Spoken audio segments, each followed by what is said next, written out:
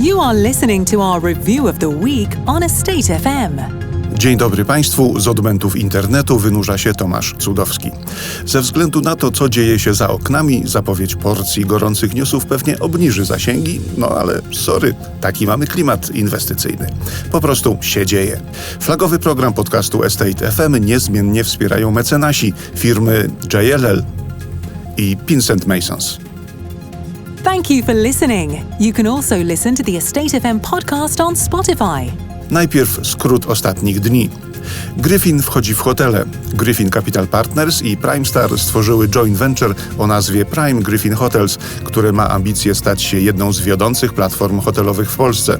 Partnerzy analizują możliwości inwestycyjne w największych miastach Polski, obejmujące zarówno przejęcia istniejących obiektów, jak i nowe inwestycje oraz adaptacje nieruchomości do funkcji hotelowych. Pierwsze transakcje mają zostać ogłoszone już w najbliższych miesiącach. Globalny kapitał we Wrocławiu. Nasdaq, globalna spółka oferująca rozwiązania technologiczne i infrastrukturę dla rynków kapitałowych, wynajęła około 2000 metrów w budynku Infinity w centrum stolicy Dolnego Śląska. Na fasadzie budynku pojawi się logo najemcy, a otwarcie nowego biura zaplanowano na przełom tego i następnego roku. Najemcę reprezentował zespół ekspertów Newmark Polska. Wjecha na Powiślu. Tym razem zawisła na nowej siedzibie Wydziału Dziennikarstwa, Informacji i Bibliologii Uniwersytetu Warszawskiego. W nowych przestrzeniach wybudowanych tuż nad Wisłą znajdą się m.in. specjalistyczne studia telewizyjne, radiowe i fotograficzne, a także przestrzenie wspólne, patia i tarasy rekreacyjne. Także pod tym adresem znajdzie nową siedzibę Akademickie Radio Campus. Oddanie budynku do użytku planowane jest na przyszły rok. W Supersamie palce lizać. Global World otworzył autorską strefę gastronomiczną o nazwie Bajsownia o powierzchni blisko 1000 metrów dla najemców i mieszkańców Katowic. Parter budynku zajmie 8 rzemieślniczych konceptów street foodowych z kuchniami całego świata, a w doborze pomogły doświadczenie zebrane w warszawskiej hali Koszyki oraz wrocławskim PDT w Renomie. Przypomnijmy, że katowicki Supersam to obiekt mixed use, który łączy funkcję komercyjno-usługową z biurami tradycyjnymi oraz elastycznymi. Follow Estate FM on Spotify and you won't miss an episode. Ekskluzywną część dźwiękową rozpoczynamy w zasadzie tak jak tydzień temu, od wejścia nowego gracza na rynek biur serwisowanych. I to od mocnego wejścia, bo Switch Up otworzy już wkrótce 2 lokalizacje w topowych biurowcach w rejonie Ronda Daszyńskiego w Warszawie. O profilu sieci, jej genezie i wymaganiach opowiada Tomasz Jodar, szef firmy na Polskę i region CEE. Firma powstała w 2017 roku. Rodzimym rynkiem jest Tel Awiw i w ciągu tych kilku lat osiągnęła bardzo dużą skalę. Obecnie to jest 300 000 m2 biur serwisowanych Office as a Service, jak to nazywamy. I pierwszym rynkiem, który pojawił się i spełniał wszystkie kryteria, właśnie była Warszawa. Stąd ekspansja na Warszawę. W Warszawie od razu skupiliśmy się na rynku, który jest w sumie najtrudniejszym do zdobycia, bo jest to okolica Ronda Daszyńskiego, Ronda ONZ. Warszawa też dlatego, że jest tu właśnie stworzony pewien ekosystem firm technologicznych, to są 95% naszych klientów i to sprawiło, że zdecydowaliśmy się na Office House, kompleks towarowa i sąsiedni budynek The Form by Lincoln. Mówimy tutaj o prawie 4000 m2. Najważniejszy to jest wspomniany ekosystem i lokalizacja, jeszcze raz lokalizacja. To są te główne kryteria, czyli bliskość transportu publicznego, jakość budynku, żeby były odpowiednie usługi wokół budynku biurowego. No i te wszystkie kryteria są spełniane właśnie na Rondzie Daszyńskiego. Co jest ważne dla nas, no to wszystkie aspekty jeździ i odpowiednie certyfikaty i chodzi też później o efektywność i rachunki. Te wszystkie rzeczy muszą być jakby na naszej checkliście odznaczone. Cóż, nie da się ukryć, że łączny metraż biur z segmentu Office as a Service w rejonie Ronda Daszyńskiego rośnie w ekspresowym tempie. Czy newcomer nie obawia się konkurencji? Nie widzę innych flexów jako naszą bezpośrednią konkurencję. My jesteśmy pewnym pomostem między coworkingiem a powierzchnią tradycyjną, czyli wypełniamy tą lukę. Podam przykład, jak to wygląda w praktyce. Firma wchodzi do Polski, zaczynam na przykład z zespołem 10-20 osobowym. My wtedy nie jesteśmy dla nich odpowiednim produktem, ponieważ u nas powierzchnie minimum to jest 500 metrów, czyli zespoły takie 50-osobowe i w górę. Więc firma wchodzi do Warszawy, wynajmuje we flexie, buduje skalę i kiedy już ma skalę, dopiero my odpowiadamy na ich potrzeby. U nas klient dostaje w pełni prywatne biuro, nie ma powierzchni współdzielonych. Cała infrastruktura, jeśli chodzi o IT, jest pod jego całkowicie zarządzaniem. Ma też prywatne biura wewnątrz biura, więc tutaj nie ma kolizji, jeśli chodzi o prywatność, bezpieczeństwo danych. My jesteśmy tak naprawdę biurem tradycyjnym, które ma formułę elastyczną, czyli klient nie musi się zobowiązywać na 7-10-letnie umowy, szczególnie jeśli mówimy o topowych lokalizacjach w Warszawie, tylko tutaj podpisuje z nami minimum 2 lata. 3 lata to jest takie optymalne do 4-5, więc ma krótsze zobowiązanie. Po drugie też nie musi inwestować w fit-out, w capex. My bierzemy to na siebie i zarządzamy też tą powierzchnią, więc cokolwiek się dzieje na tej powierzchni, nie musi się o nią martwić. Możemy się pochwalić, że już podpisaliśmy pierwszego klienta przed otwarciem. To jest duży sukces, ponieważ jesteśmy nowi, to jest nowy produkt, nowa usługa, a przekonaliśmy firmę, która się właśnie wprowadza w lipcu. Planujemy pierwsze otwarcia 3 biur w lipcu, kolejne we wrześniu. Mamy jak najbardziej plany ekspansji w kolejnych latach, na 2027. Mamy już opatrzony budynek, jesteśmy w rozmowach. Na 2028 również rozmawiamy już o kolejnym właśnie lokalizacji i na 2029. Wiemy, że ten rynek jest trudny, kurczy się, mała podaż, dużo zapytań, więc jesteśmy świadomi, że jest ten moment teraz, żeby właśnie zabezpieczyć odpowiednią ilość, ale też jakość. Więc skupiamy się już na tym etapie na ekspansji na najbliższe 3 lata. Docelowo zobaczymy oczywiście, jak rynek będzie chłonny, 20 do 30 tysięcy metrów kwadratowych. Zadajmy teraz kanoniczne pytanie. Czy te najmy mówią nam coś istotnego o rynku biur serwisowanych, a także co słychać obecnie w tym segmencie i jaka przyszłość go czeka? Wszystkie odpowiedzi zna Michał Karolkiewicz z firmy Savills, która reprezentowała Switch Up w negocjacjach wynajmu obu powierzchni oraz ustalaniu warunków zabudowy i aranżacji wnętrz. Te transakcje pokazują, że rynek powierzchni elastycznych w Polsce ma się naprawdę dobrze i pozostaje w fazie wzrostu. Obecnie zasoby tego segmentu przekraczają 412 tysięcy metrów kwadratowych, co przekłada się na 54 tysiące stanowisk pracy z wyraźną dominacją Warszawy, która odpowiada za ponad połowę całkowitej podaży w Polsce. Po bardzo dynamicznym rozwoju w latach 2023-2025, kiedy na rynek trafiło rocznie około 40-48 tysięcy metrów kwadratowych nowej powierzchni, obserwujemy przejście do bardziej selektywnego wzrostu. W pipeline pozostają kolejne projekty o łącznej powierzchni blisko 18 tysięcy metrów kwadratowych, co potwierdza utrzymujące zainteresowanie operatorów i właścicieli budynków tym segmentem. Kluczowym czynnikiem napędzającym popyt oczywiście pozostaje dalej potrzeba elastyczności. Firmy chcą mieć możliwość szybkiego zwiększenia lub też zmniejszenia zajmowanej powierzchni bez długoterminowych zobowiązań. W najbliższych latach o konkurencyjności dalej oczywiście będzie decydować lokalizacja i cena, ale również technologiczne zaawansowanie oferowanych powierzchni. You are listening to our review of the week on Estate FM. Z rynku biurowego przenosimy się na handlowy, bo tu kolejna ciekawa transakcja. Patron Capital oraz Trey Real Estate sprzedały portfel 6 wentoparków za około 110 milionów euro na rzecz Star Capital i Generali. Ta transakcja miała swój początek kilka ładnych lat temu, a szczegóły zna Michał Ćwikliński z Avison Young.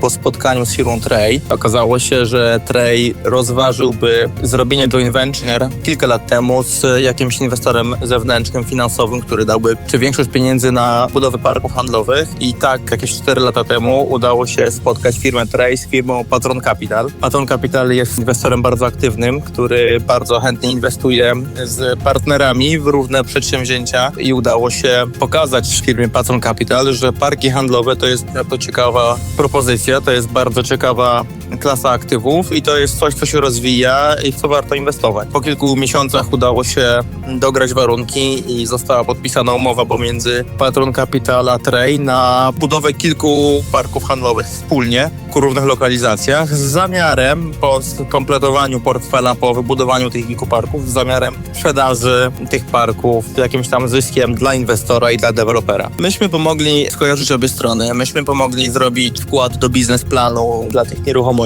Pomogliśmy przygotować część materiałów na komitet inwestycyjny i przez cały czas trwania tej współpracy, bo i wyszukiwania działek, i potem monitorowania budowy, byliśmy zaangażowani po pierwsze przy tak zwanym underwritingu poszczególnych nieruchomości, a po drugie wspieraliśmy inwestora przy monitorowaniu wszystkich budów. I myśmy przez te ostatnie 4 lata jakby każdą jedną nieruchomość monitorowali regularnie, co na koniec dnia okazało się kluczowe, bo te nieruchomości są dobrej jakości, nie było kwestii związanych z jakimikolwiek kwestiami technicznymi podczas due diligence, więc długa współpraca, dużo pracy zostało włożonej, ale efekt był bardzo dobry. No, ale eksperta poznajemy nie po tym, jak zaczyna, ale jak kończy. Posłuchajmy zatem, jak to się skończyło. No i jaka stopa kapitalizacji.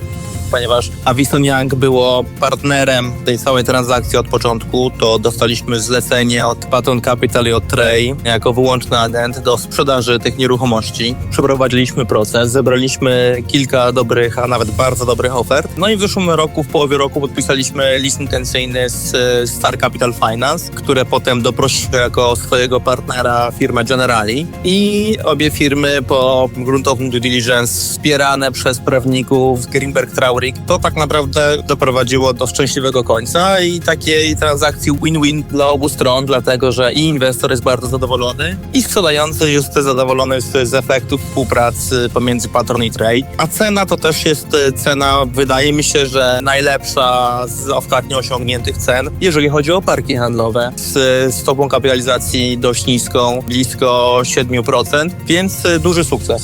Porozmawiajmy teraz o kondycji rynku i kolejnych nieruchomościach, które Avison Young szykuje do sprzedaży.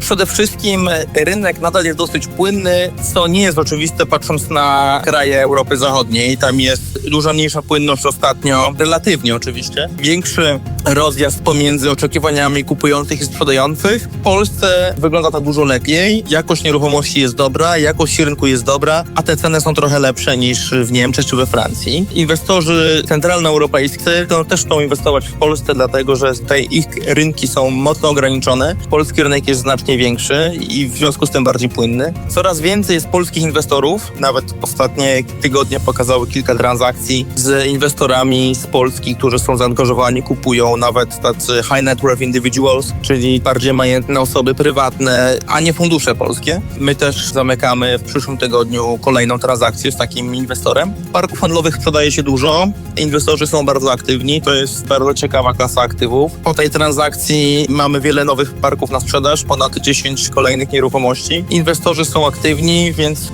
wydaje się, że rynek na ten moment dobił. Thank you for listening. You can also listen to the Estate FM podcast on Spotify. I jeszcze jeden news z dużymi sumami w tle. Echo Investment podpisało umowę kredytową domykającą finansowanie projektu Mixed Use Vita, który powstaje na blisko 3-hektarowym terenie w centrum Krakowa. Bank PKO SA pożyczył deweloperowi na 5 lat kwotę ponad 36 milionów euro, która zostanie przeznaczona na sfinansowanie części biurowej. Kompleks ma już 2 dużych najemców, m.in. Brown Brothers Harriman, globalną instytucję finansową, która zajmie w całości jeden z biurowców. O niuansach finansowania krakowskiego oraz jako takiego Grzegorz Iwański z Echo Investment. Dość wcześnie rozpoczęliśmy rozmowę na temat tego finansowania, natomiast prace związane z wprowadzeniem BBH do tego projektu spowodowały, że to nam się wydłużyło ze względu na to, że to jednak wymagający najemca, dość skomplikowana umowa najmu. Finansowanie z PKSA jest klasycznym finansowaniem projektowym dla takiej funkcji biurowej, coś co Echo doskonale zna. Jeżeli chodzi o samego partnera, to też partner, z którym realizowaliśmy w historii dość dużo projektów i można powiedzieć, że jest ono również zestrukturyzowane w sposób dość klasyczny ze względu na to, że jest sfinansowana w czasie tej fazy budowlanej. Klasycznie 70% nakładów związanych z realizacją tego projektu jest sfinansowane. Po zakończeniu realizacji ten projekt zostanie refinansowany dodatkowym kredytem inwestycyjnym. Ten kredyt inwestycyjny na tą chwilę ma 5 lat, natomiast zakładamy, że może się okazać, że on będzie istotnie krótszy ze względu na to, że pojawiają się już pierwsze głosy i pierwsze oczekiwania inwestorów, którzy chcieliby go nabyć. Złożona, choć klasyczna jest struktura finansowania całego kompleksu, który oprócz biur mieści również mieszkania i prywatne akademiki, a jak wiadomo, każda z tych klas rządzi się swoimi prawami, także pod względem pozyskiwania kapitału na budowę.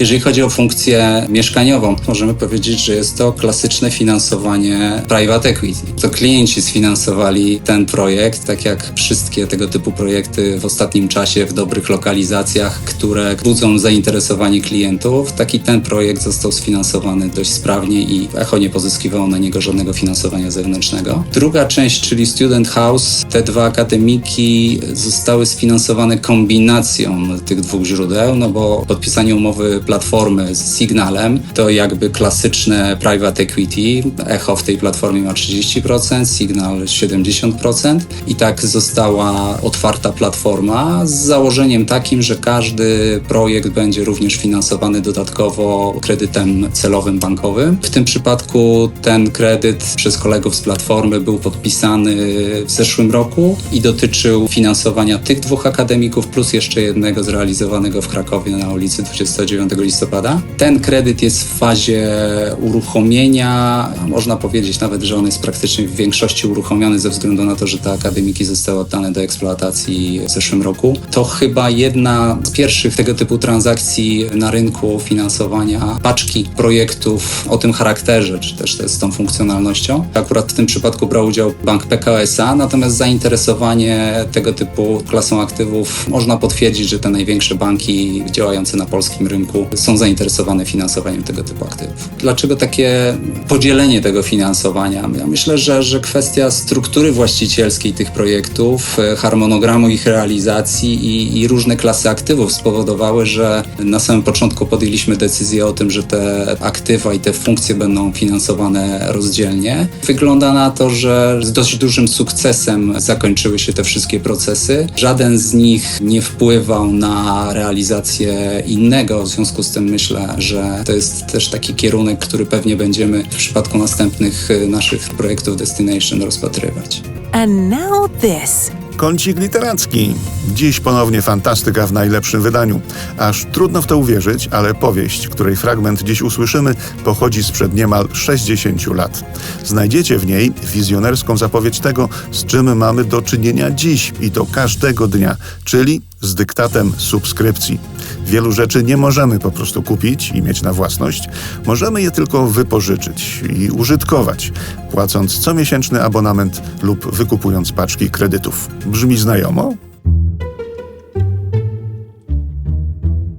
Joe Chip wrócił do kuchni, przetrząsnął kieszenie w poszukiwaniu 10-centówki, a następnie za jej pomocą uruchomił ekspres parzenia kawy.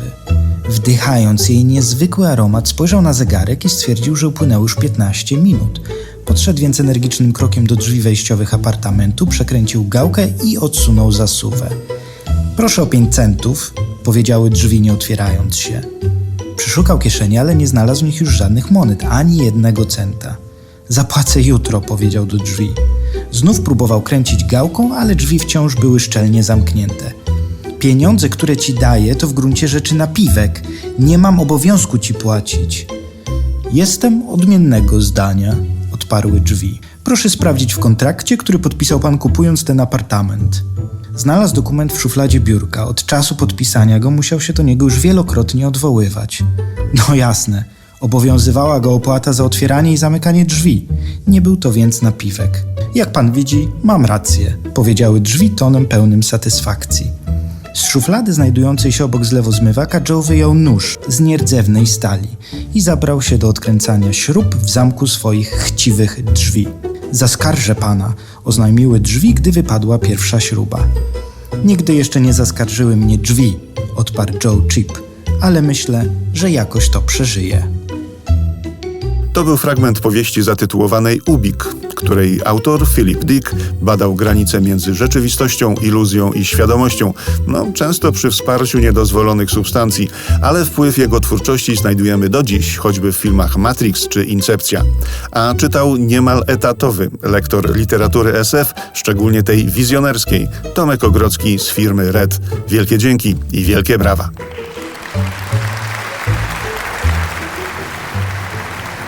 I na tym kończymy przegląd. Kolejny za tydzień, o ile przeżyjemy te upały. Pamiętajcie, żeby się nawadniać, a także subskrybować i udostępniać podcasty kanału Estate FM.